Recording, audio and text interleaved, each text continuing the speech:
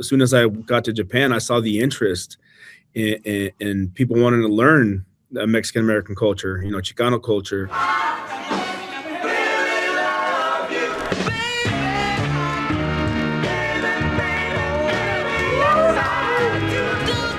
This is what we eat, sleep, and breathe this stuff. You're listening to my life story. Greater LA Today, presented by the Chicano Hollywood Film Festival. Tickets available at ChicanoHollywood.com. So coming off of the Soleros documentary, that was the genesis of Soul Searching, right? And so you've told me that Soul Searching it's screened in Portland, Seattle, UK, Japan, Sydney, Germany, Sweden, and you got La Ciudad de Mexico next on the list coming up shortly. What's that been like to see these pockets of people and the different sizes of pockets of people, I imagine, in such a variety of geographies, find and provide a home for Soul Searching? Yeah, it was. I wasn't expecting it. I myself never thought I would be like a world traveler. It was just not, it wasn't on my bucket list or anything. I was kind of like, if it happens, it happens. Like, but I didn't just want to go to a country just to learn. But when I found out, like, hey, they want to watch the film or part of the film, we had a film in Japan because Ruben Molina, one of the collectors, he was going to Japan to spin records and to give talks about this book he had written called Chicano Soul. And as soon as I got to Japan, I saw the interest in people wanting to learn Mexican American culture, Chicano culture. This one goes real hard right there. When you set off on this journey, you're introducing the Chicano culture and show the world what it is. They wanted to learn more about soul music. And same thing when we went to Liverpool. A lot of people that watched it, we did a test screening in Liverpool, and they had a lot of questions about like, hey, what's the connection between African-American soul music and Chicano culture? What's up with the lowrider cars? Like, we want to know more about that. So after screening it in Liverpool and London, we came back and we were like, okay, we have to answer these questions, because when you make a film, like, at least for me, when I made this film, I always thought about local and, California, we kind of know about the culture, but I never thought like, oh yeah, there's maybe somebody across the world, doesn't know, might not even know what a Chicano is. So you kind of like step back and look at everything like a bigger picture. So it's been very it's been very educational,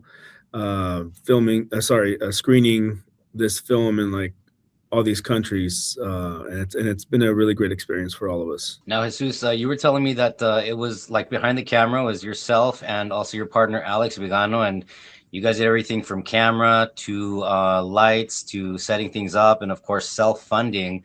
Yeah. Talk to me about the challenges, but also about the beautiful aspects of self-funding, because we all hear about get investors, which is good, right? That can happen, but there's also a beauty and a freedom that comes along with self-funding. Tell me a little bit about that. I never really considered myself like a DJ. We were just sharing music.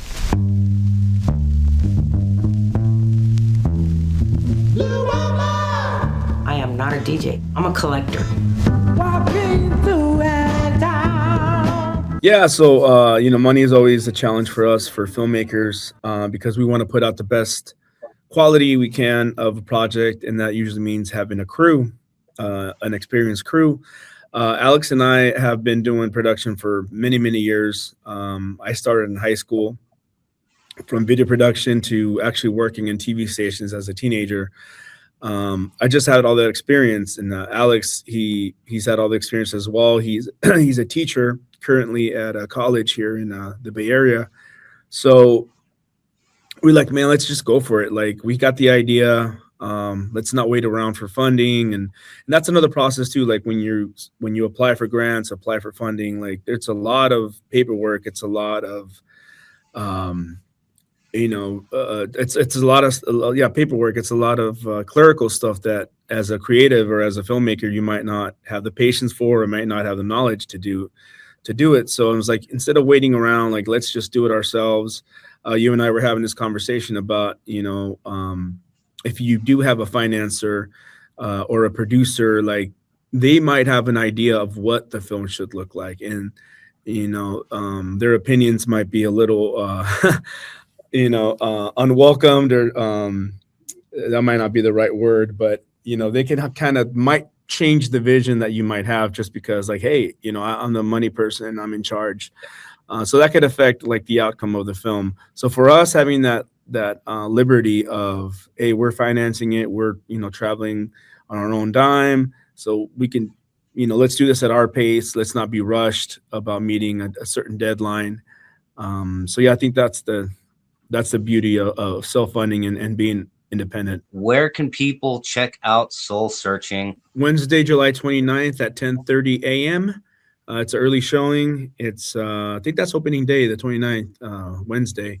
It's at the Union in Pomona, California, and it will be screening in the South Hall. Ruben Molina, one of the protagonists of the documentary, will be there. Yeah, it'll be Wednesday, July 29th at Pomona and the South Hall. Greater LA Today, presented by All We Have, now streaming on Tubi.